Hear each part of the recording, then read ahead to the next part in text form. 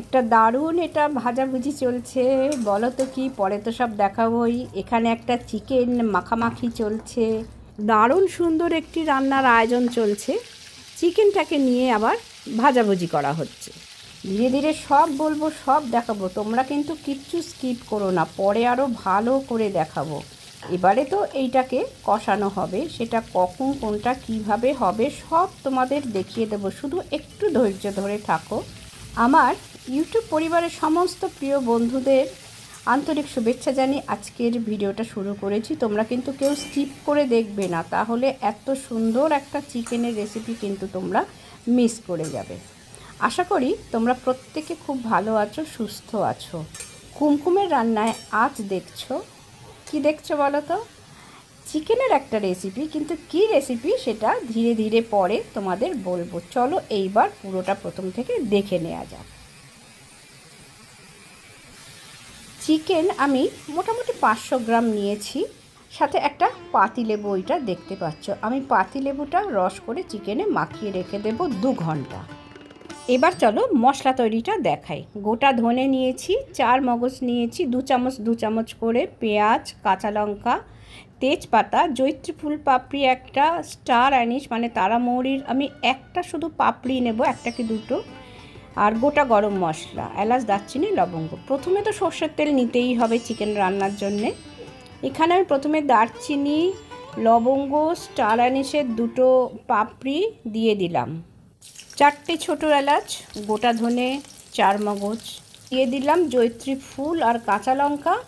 এবারে যে পেঁয়াজটা রেখেছিলাম সেই পেঁয়াজটা আমি দিয়ে দিলাম। এইবারে সেই যে মশলাটা দেখাচ্ছিলাম ভাজা হচ্ছে, এটা হচ্ছে সেই ভাজিটাই এখন ভালোভাবে দেখালাম।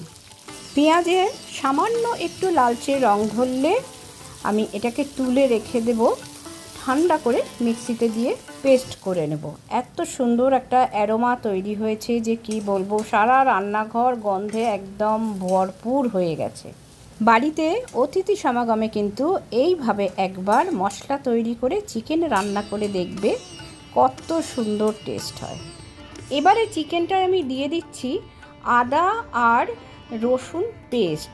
আদা রসুনটা কিন্তু ভাজলাম না, এটা এরকম কাঁচাই দেব। দিয়ে দিলাম একটু হলুদ আর কাশ্মীরি লঙ্কার গুঁড়ো, আর একটু সর্ষের তেল দিয়ে চিকেনটাও বেশ ভালোভাবে মেখে রেখে দেবো।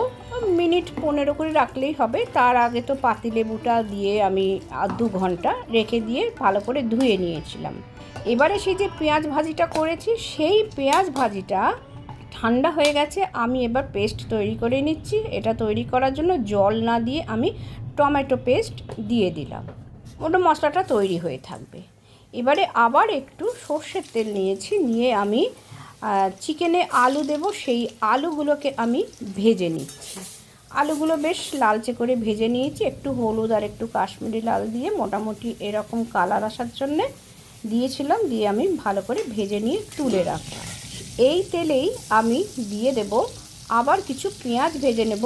এই পেঁয়াজগুলোকে আমি বেরেস্তা করে রেখে দেব। আর বেরেস্তা করার জন্য এই পেঁয়াজে আমি একটু চিনি দিয়ে দিলাম। চিনি দিলে কিন্তু বেরেস্তাটা বেশ মচমচে হয় আর খুব সুন্দর ভাজাটা হয়।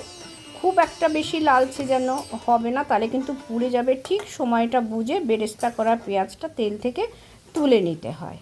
এবার এই তেলে আদা রসুন দিয়ে মাখিয়ে রাখা চিকেনটা কিন্তু এক এক করে ভেজে নেব। প্রথমে 4টে টুকরো দিয়ে ভেজে নিচ্ছি। ভালোভাবে দেখো কিন্তু তোমরা কত সুন্দর রান্নাটা হয়। এইভাবে কিন্তু অতি অবশ্যই একবার তোমরা রান্না করো। এটা মোটামুটি মিনিট 2 ধরে ভেজে নিয়েছি।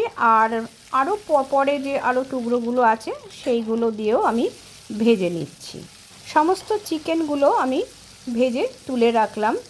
তেল যদি কড়ায় বেশি থাকে তাহলে সব চিকেনটা দিয়েই একসাথে ভেজে নেওয়া যায়, কিন্তু এইরকমভাবে ভাজাটাই বেশি নিরাপদ। এবারে ভাজা হয়ে গেল, সেই তেলে দিয়ে দিলাম একটা শুকনো লঙ্কা ফাটিয়ে দিলাম। রান্না বা চিকেনের পরিমাণ অনুযায়ী লঙ্কাটা দিতে হবে। আমি একটা দিয়েছি, প্রয়োজন মতো কমিয়ে বাড়িয়েও তোমরা নিতে পারো। এবার যে মশলাটা পেস্ট করে রেখেছিলাম, যে পেঁয়াজ ভাজা, ধনে চারমগজ একসাথে ভেজে নিয়ে যে পেস্টটা করেছিলাম সেই পেস্টটা এই তেলের মধ্যে দিয়ে দিলাম। দিয়ে বেশ কিছুক্ষণ নাড়াচাড়া করে নেব। খুব বেশি নাড়াচাড়া করার প্রয়োজন নেই, তার কারণ এটা তো ভাজাই আছে।